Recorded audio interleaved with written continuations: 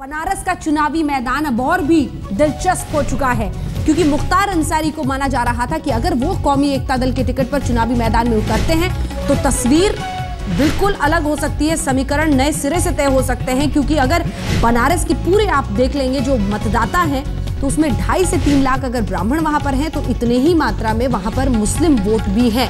इसके अलावा भूमिहार को अगर आप देख लें तो लगभग 90,000 के आसपास है। अजय राय उसी भूमिहार ग्रुप से आते हैं तो माना जाता है कि इस तरह से वोटों के आधार पर, अगर जाति के आधार पर लोग वोट डालते हैं जैसा कि कई बार बनारस में देखा गया है, तो इस तरह से समीकरण बैठ सकते हैं। लेकिन मुख्तार अंसारी के भाई अफजाल अंसारी ने ये कहा है कि कौमी एकता दल के टिकट पर नहीं लड़ेंगे। मुख्तार अंसारी बनारस से नहीं लड़ेगा कोई भी कौमी एकता दल के टिकट पर। यह बताता है कि ये जो लड़ाई है, फिलहाल ये जो मोर्चाबंदी है वो बेहद दिलचस्प। 3 तस्वीरें आपके सामने हैं। अरविंद केजरीवाल बनाम मोदी तो लड़ाई हो ही रही है। अजय राय अब कांग्रेस की तरफ से फील्ड कर दिए गए हैं, लेकिन बाहुबली मुख्तार अंसारी हट गए हैं। नीतीश हमारे संवाददाता वाराणसी से सीधे हमारे साथ इस वक्त जुड़ रहे हैं। नीतीश, मुख्तार अंसारी का मना कर देना, यानी कुल मिलाकर बहुत दिलचस्प ये जंग अब हो जाएगी। मुख्तार अंसारी अगर आते तो समीकरण बिल्कुल बदल सकते थे, कम से कम जो मुस्लिम वोट बैंक है उसको लेकर, लेकिन वो अब होता हुआ नहीं दिख रहा।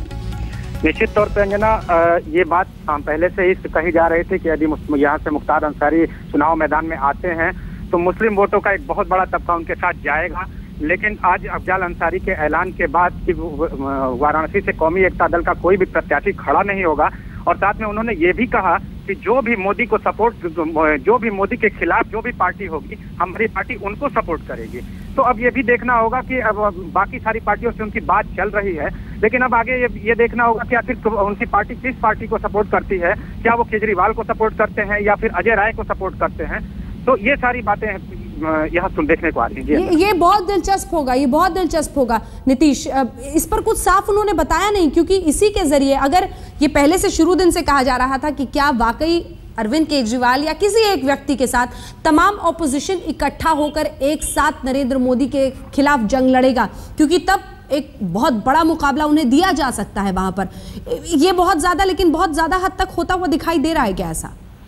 जी, ये बहुत हद तक ये दिखाई दे रहा है कि अगर मुख्तार अंसारी, चूंकि इसके पहले भी मुरली मनोहर जोशी के खिलाफ यहाँ से लड़े थे और सेकंड नंबर पे उनका वो यहाँ पे थे, तो एक मुस्लिम वोटों का बहुत बड़ा तबका उनके साथ है। और ये माना भी जा रहा था, चूंकि अजय राय के टिकट की जब से घोषणा हुई तब से एक समीकरण बदलता सा नजर आ रहा था। ये संभावनाएं जताई जा रही थी कि कुछ मुस्लिम वोट अजय राय के साथ जाएंगे, कुछ वोट जो है मुख्तार अंसारी के साथ जाएंगे। तो बड़ा ही अजीब सा समीकरण बन रहा था। लेकिन आज जब से अफजाल अंसारी ने ये घोषणा की कि मुख्तार अंसारी, जो जिनका कि नाम चल रहा था कौमी एकता दल से लड़ने के लिए वाराणसी से, तो वो किसी भी कीमत पे वो चुनाव नहीं लड़ेंगे।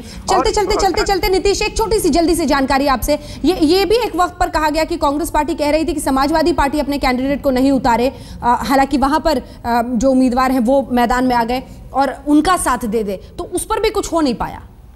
जी, ये एक अजीब सी बात है कि अगर उनका साथ दे, लेकिन फिर भी अभी कुछ क्लियर नहीं इन्होंने किया कि किसके साथ जाएंगे। लेकिन अब आने वाला वक्त ही बताएगा कि ये किसके साथ जाते हैं और किसको सपोर्ट करते हैं मोदी के खिलाफ। बिल्कुल। प्रसून, मुख्तार अंसारी का चुनावी मैदान में नहीं उतरना, बीजेपी से देख रही है कि जो सूडो सेक्युलर पार्टियां, इन्होंने मिलकर ये सब कुछ खेल किया है पीछे से, क्या है अंदर की खबर? देखिए, जानकारी बहुत साफ है कि जो कौमी एकता है वो स्ट्रेटेजिकली अब नरेंद्र मोदी को घेरना चाह रही है। बनारस में तकरीबन 16 लाख वोटर हैं, उसमें ब्राह्मण कहिए और दूसरी तरफ मुस्लिम कहिए, ये दोनों बराबर तादाद में हैं। अजय राय मैदान में आए हैं तो इसका एक मतलब साफ है कि जो वोट बीजेपी के पक्ष में जाता या मोदी के पक्ष में जाता वो वोट कटेगा।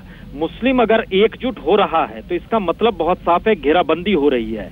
दूसरी स्थिति हम बता दें, आजमगढ़ में भी कौमी एकता ने खड़ा नहीं किया है अपना उम्मीदवार, उसने वहां पर भी घेरने की कोशिश की है, क्योंकि इंटरनली इन लोग को लग रहा है कि मुलायम और बीजेपी कहीं ना कहीं अपने अनुकूल परिस्थिति बनाने के लिए अंदरूनी तौर पर एक साठगांठ भी चल रही है। ये कौमी एकता को लग रहा है, इसलिए मुलायम के खिलाफ भी उन्होंने कैंडिडेट नहीं किया है। ये बहुत बड़ी स्ट्रेटजी है कि जिस तरीके से इस पूरे पश्चिमी उत्तर प्रदेश में आज जो वोटिंग हुई है उसमें हम पहली बार एक नया नजारा देखा है अंजना हमने, कि एक मुश्त वोट मुस्लिम के नहीं पड़ रहे थे, वो बिखरे हुए थे और बिखरते हुए इस बात का अंदेशा दे रहे थे कि परसेंटेज ज्यादा रहे मुसलमानों का, लेकिन वो एकमुश्त नजर ना आए, जिससे काउंटर तौर पे एकजुटता ना नजर आए। इसका एक मतलब साफ है कि यूपी में ध्रुवीकरण मुस्लिम वोटों का बहुत तेजी से एकजुटता के साथ हो रहा है। ये खतरे की घंटी है, और ये खतरे की घंटी मुलायम के लिए भी है, क्योंकि मुलायम आजमगढ़ में बगल हैं, कौमी एकता यहां भी नहीं खड़ा कर रही है, वहां भी नहीं खड़ा कर रही है।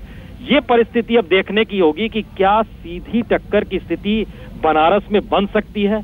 बनारस के तमाम सांस्कृतिक संगठन ने कल ऐलान कर दिया कि हम नरेंद्र मोदी को रोकेंगे। इसका मतलब है एक नई तरीके से उत्तर प्रदेश का ध्रुवीकरण हो रहा है, जो पहली बार अयोध्या कांड के बाद नजर आ रहा है। और ये दिलचस्प भी है और कहीं ना कहीं मुश्किल भी है बीजेपी की उस लहर के मद्देनजर जिसका जिक्र बार बार मोदी के नाम पर हो रहा है। अंजना, बिल्कुल।